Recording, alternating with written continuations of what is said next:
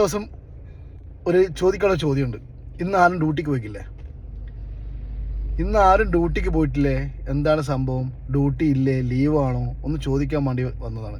കാരണം വണ്ടി എടുത്ത് റോഡിൽ ഇറങ്ങിയിട്ട് വണ്ടി നടുവിൽ നിൽക്കുകയല്ലാണ്ട് വണ്ടി ഒരു അനങ്ങുന്നില്ല. നല്ല അടിപൊളി ബ്ലോക്കാണ്.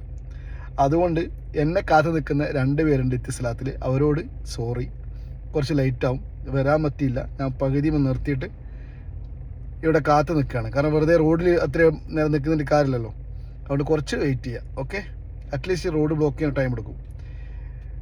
പിന്നെ പറയാനുള്ളത് വെച്ചാൽ ഒരു നല്ല അടിപൊളി 17 Pro Max വന്നിട്ടുണ്ട്.